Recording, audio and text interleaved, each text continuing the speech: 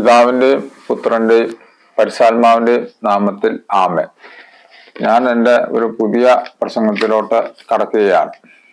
ഇന്നത്തെ എൻ്റെ വിഷയം എന്ന് പറയുന്നത് ക്രിസ്മസ് എന്നതാണ്. വചനം ഇപ്രകാരം പറയുന്നു: കർത്താവായ ക്രിസ്തു എന്ന രക്ഷിതാവ് ഇന്ന് ദാവീദിന്റെ പട്ടണത്തിൽ നിങ്ങൾക്കായി ജനിച്ചിരിക്കുന്നു. ഇതൊരു സ്വർഗീയ സന്ദേശമാണ്. മനുഷ്യരാശിക്ക് മുഴുവൻ പ്രത്യാശ ഉണർത്തുന്ന സന്ദേശം. വർഗവർണ്ണ വ്യത്യാസമില്ലാതെ, ധനവാനെന്നോ ദരിദ്രനെന്നോ ഭേദമില്ലാതെ എല്ലാവർക്കുമുള്ള സന്ദേശം. ഓരോ വ്യക്തിക്കുമായി നൽകപ്പെട്ടിരിക്കുന്ന പ്രത്യാശയുടെ സന്ദേശം. ഇത് അറിയിക്കുന്നതാകട്ടെ ദൈവത്തിന്റെ മാലാഖ. അതുകൊണ്ട് ഇത് സ്വർഗീയ സന്ദേശമെന്ന് പറയാം. ക്രിസ്തു ഒരു ചരിത്ര പുരുഷൻ കൂടിയാണ്. അഗസ്തൂസ് കൈസറുടെ ഭരണകാലത്ത് കുറേന്യോസ് സുറിയാനാട് വാഴുമ്പോൾ, യഹൂദയിലെ രാജാവ് ഹെറോദസ് ആയിരിക്കുമ്പോൾ ക്രിസ്തുവിന്റെ ജനനം സംഭവിച്ചതായി സുവിശേഷകൻ രേഖപ്പെടുത്തുന്നു. ബൈബിൾ ഇപ്രകാരം പറയുന്നു: അവിടുന്ന് ചരിത്ര പുരുഷൻ മാത്രമല്ല, മിശിഹ ആണ്. നൂറ്റാണ്ടുകളായി യഹൂദ ജനത പുലർത്തിയ പ്രതീക്ഷയാണ് യുഗാന്ത്യത്തിൽ മിശിഹ ആഗതനാകുമെന്നുള്ളത്. ലോകത്തിൽ മറ്റാരെക്കുറിച്ചും ഇത്ര വിശദമായ പ്രവചനങ്ങൾ കാണാനില്ല. കന്യകയിൽ നിന്നും ജനിക്കുമെന്നും ദാവീദിന്റെ പട്ടണമായ ബെത്ലഹേമിൽ ആ ജനനം സംഭവിക്കുമെന്നും പ്രവചനങ്ങൾ ഉണ്ടായിരുന്നു.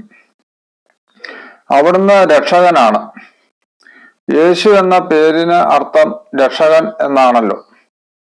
ഗബ്രിയേൽ മാലാഖ പ്രസ്താവിച്ചു: അവൻ തന്റെ ജനത്തെ അവരുടെ പാവങ്ങളിൽ നിന്ന് രക്ഷിപ്പാനിരിക്കൊണ്ട് നീ അവന് യേശു എന്ന് പേർ വിളിക്കണം. യേശു നമുക്ക് സമാധാനം തരുന്നു.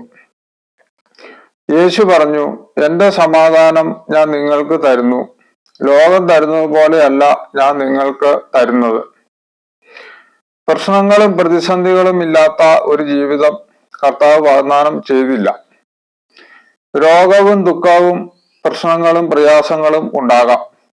എന്നാൽ അവയുടെ ആധിക്യത്തിലും വറ്റിപ്പോകാത്ത ഒരു സമാധാനമാണ് ക്രിസ്തു നൽകുന്നത്. ക്രിസ്തു നമ്മുടെ ജീവിതത്തിലേക്ക് വരുമോ? ഒരു കഥയിലൂടെ ഞാനത് വ്യക്തമാക്കാം.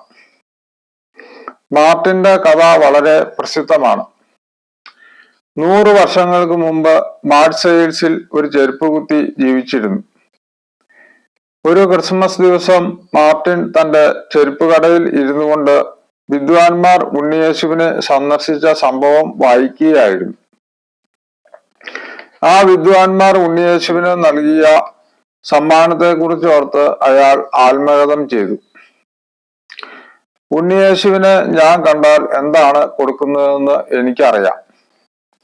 എഴുന്നേറ്റ് തന്റെ ഷെൽഫിൽ നിന്ന് കുഞ്ഞു കാലുകൾക്കുള്ള 2 കൊച്ചു ഷൂസുകൾ കയ്യിലെടുത്തു. നല്ല മാർദ്ദവമുള്ള വെള്ളത്തൂലിൽ നിർമ്മിച്ചത്. എന്റെ ഏറ്റവും നല്ലതായ ഈ കൈവേല യേശുവിന് നൽകും. എന്നാൽ അയാൾ ചിന്തിച്ചു: ഞാൻ വിട്ടിയായ ഒരു വയസ്സനാണ്.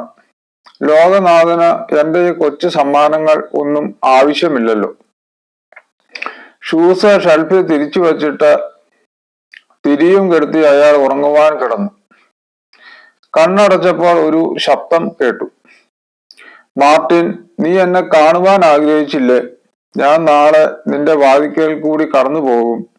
നീ എന്നെ കണ്ട് സ്വീകരിച്ചാൽ ഞാൻ നിന്റെ അതിഥിയായി നിന്റെ മേശയിൽ പങ്കുചേരും. മാർട്ടിൻ പിന്നീട് ഉറങ്ങിയില്ല. നേരം പുലർന്നപ്പോൾ മുതൽ ദിവ്യ അതിഥിയെ സ്വീകരിക്കാനുള്ള ഒരുക്കമായിരുന്നു. മേശയിൽ വെളുത്ത റൊട്ടിയും ഒരു പാത്രത്തിൽ തേനും മറ്റൊന്നിൽ ചൂടുപാലും സജ്ജമാക്കി.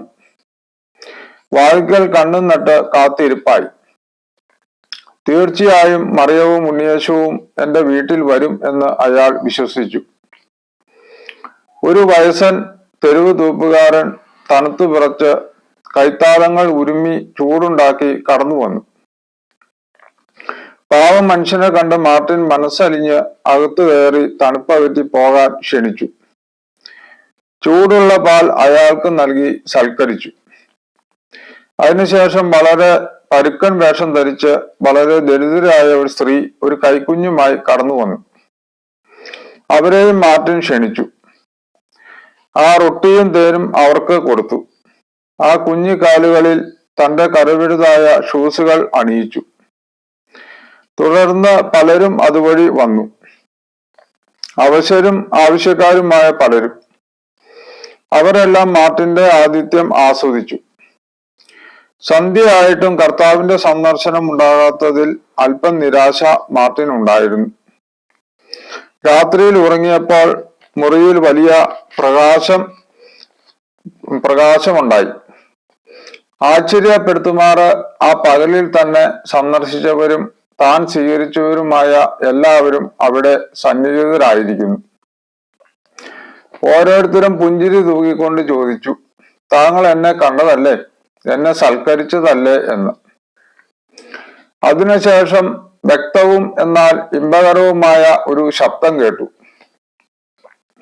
ഇങ്ങനെയുള്ള ശിശുവിനെ എന്റെ നാമത്തിൽ കൈക്കൊള്ളുന്നവൻ എന്നെ കൈക്കൊള്ളുന്നു. എനിക്ക് വിശന്നു, നിങ്ങൾ ഭക്ഷിക്കാൻ തന്നു. ദാഹിച്ചു, കുടിക്കാൻ തന്നു. ഞാൻ അതിഥിയായിരുന്നു, നിങ്ങൾ എന്നെ ചേർത്തുകൊണ്ടു. എന്റെ ഈ ഏറ്റവും ചെറിയ സഹോദരന്മാരിൽ ഒരുത്തിന് നിങ്ങൾ ചെയ്തിടത്തോളം എല്ലാം എനിക്ക് ചെയ്തു എന്ന് ഞാൻ സത്യമായിട്ട് നിങ്ങളോട് പറയുന്നു. ക്രിസ്മസ് ആനന്ദത്തിന്റെ ദിവസമാണ്. ആ ആനന്ദവും യേശുവിനെ നമ്മുടെ ജീവിതത്തിലും അനുഭവത്തിലും സ്വീകരിക്കുന്നതിലാകണം. അവിടുന്ന് നമ്മുടെ ദിവ്യ അതിഥി ആയിരിക്കട്ടെ. ഇത്ര നേരം ഞാൻ പറഞ്ഞതിന്റെ രത്ന ചുരുക്കം ഇതാണ്. ക്രിസ്മസ് എന്ന് പറയുന്നത് ദൈവം മനുഷ്യനായി ഭൂമിയിൽ വന്നതാണ്. അപ്പൊ പലർക്കുമുള്ള ഒരു സംശയം എന്താണെന്ന് വെച്ചാല് കർത്താവ് നമുക്ക് പ്രത്യക്ഷപ്പെടുമോ എന്നുള്ളതാണ്. കർത്താവ് പ്രത്യക്ഷപ്പെടുമോ എന്ന് ചോദിച്ചു കഴിഞ്ഞാൽ പലരുടെയും ജീവിതത്തിൽ കർത്താവ് പ്രത്യക്ഷപ്പെട്ടായി നമ്മൾ കാണുന്നുണ്ട്. ഒരുപാട് വിശുദ്ധരുടെ ജീവിതത്തിൽ കർത്താവ് ശരിക്കും ശരീരം സ്വീകരിച്ച് മനുഷ്യനായി പ്രത്യക്ഷപ്പെട്ടിട്ടുണ്ട്. നമ്മുടെ ജീവിതത്തിൽ കർത്താവ് പ്രത്യക്ഷപ്പെടുമെന്ന് ചോദിച്ചു കഴിഞ്ഞാൽ കർത്താവിന് ഇഷ്ടമുണ്ടെങ്കിൽ നമ്മുടെ ജീവിതത്തിൽ പ്രത്യക്ഷപ്പെടാൻ പറ്റും. കർത്താവ് കുരിശിൽ മരിച്ച് 3-ാം ദിവസം ഉയർത്ത് സ്വർഗത്തിലോട്ട് പോയ ആളാണ്.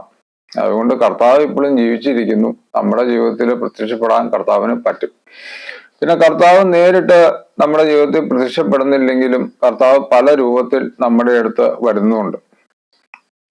ചിലപ്പോൾ കർത്താവ് ഒരു ഭിക്ഷക്കാരന്റെ രൂപത്തിലായിരിക്കാം നമ്മുടെ അടുത്ത് വരുന്നത്. ചിലപ്പോൾ അയൽക്കത്തെ പാവപ്പെട്ടവന്റെ രൂപത്തിലായിരിക്കാം. അല്ലെങ്കിൽ ഒരു കല്യാണത്തിന് പൈസ ഇല്ലാതെ സഹായം ചോദിച്ചാവാം കർത്താവ് നമ്മുടെ മുന്നിൽ വരുന്നത്. ഇങ്ങനെ ഏത് രീതിയിൽ കർത്താവ് നമ്മുടെ മുന്നിൽ വന്നാലും നമ്മൾ കർത്താവിനെ സ്വീകരിക്കണം. 1000 പുൽക്കൂടുകളിൽ ഉണ്ണി പിറന്നാലും നമ്മുടെ ഹൃദയങ്ങളിൽ ഉണ്ണി പിറന്നില്ലെങ്കിൽ ക്രിസ്മസ് നമുക്കില്ല എന്നൊരു മഹാൻ പറഞ്ഞിട്ടുണ്ടല്ലോ.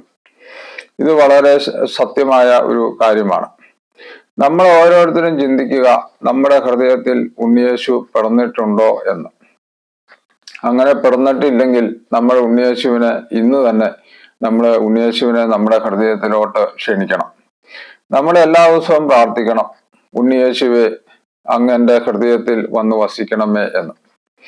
ഉണ്ണിയേശു നമ്മുടെ ഹൃദയത്തിൽ വസിക്കണമെങ്കിൽ നമുക്ക് അത്യാവശ്യം വിശുദ്ധി ഉണ്ടായിരിക്കണം. ഉണ്ണിയേശു എന്ന് പറയുന്നത് ദൈവമാണ്, പരമപരിശുദ്ധനാണ്. അതുകൊണ്ട് നമുക്ക് വിശുദ്ധി നന്നായിട്ടുണ്ടെങ്കിൽ മാത്രമേ ഉണ്ണിയേശുവിന് നമ്മുടെ ഹൃദയത്തിൽ വസിക്കാൻ പറ്റുകയുള്ളൂ. അതുകൊണ്ട് ക്രിസ്മസ് ആണെന്ന് നമുക്കറിയാമല്ലോ. അതുകൊണ്ട് ക്രിസ്ത്യാനികളായ നമുക്ക് എല്ലാവർക്കും നല്ലൊരു കുമ്പസാരം നടത്താം. അങ്ങനെ നമ്മുടെ പാവങ്ങൾക്ക് ദൈവത്തോട് മാപ്പ് ചോദിക്കാം. മറ്റു മതസ്ഥർ ഇത് കേൾക്കുന്നുണ്ടെങ്കിൽ അവരോട് എനിക്ക് പറയാനുള്ളത്, അവരുടെ പാവങ്ങള് ദൈവത്തോട് നേരിട്ട് ഏറ്റുപറയുക എന്നുള്ളതാണ്. ക്രിസ്മസ് എന്ന് പറയുന്നത് ക്രിസ്ത്യാനിയുടെ മാത്രം ഒരു ഉത്സവമല്ല, അത് എല്ലാ മതസ്ഥർക്കും ഉള്ളതാണ്. നമ്മുടെ കർത്താവ് ഭൂമിയിൽ പിറന്നത് ക്രിസ്ത്യാനികൾക്ക് മാത്രമായിട്ടല്ല, എല്ലാ മതസ്ഥർക്കും ലോകത്തിലുള്ള സകലമാന ജനങ്ങൾക്കും വേണ്ടിയാണ് നമ്മുടെ കർത്താവ് ഭൂമിയിൽ മനുഷ്യനായി ജന്മമെടുത്തത്. അവരുടെ എല്ലാ മതസ്ഥരുടെയും പാവങ്ങള് കർത്താവ് കുരിശിൽ ഏറ്റെടുത്തു. അതുകൊണ്ട് ക്രിസ്മസ് എന്ന് പറയുന്നത് ക്രിസ്ത്യാനികളുടെ മാത്രമല്ല, അതെല്ലാ മതസ്ഥരുടെയും കൂടിയാണ്. അതുകൊണ്ട് നിങ്ങൾക്ക് എല്ലാവർക്കും നല്ലൊരു ക്രിസ്മസ് ഞാൻ നേരുന്നു. എൻ്റെ പ്രസംഗം നിങ്ങൾക്ക് ഇഷ്ടപ്പെട്ടെങ്കിൽ നിങ്ങൾ സബ്സ്ക്രൈബ് ചെയ്യുക, ലൈക്ക് ചെയ്യുക. കൂടുതൽ കാര്യങ്ങൾ ഞാൻ എൻ്റെ അടുത്ത പ്രസംഗത്തിൽ പറഞ്ഞുകൊള്ളാം. നിങ്ങൾക്ക് ഏവർക്കും എൻ്റെ ഹൃദയം നിറഞ്ഞ നന്ദി, നമസ്കാരം.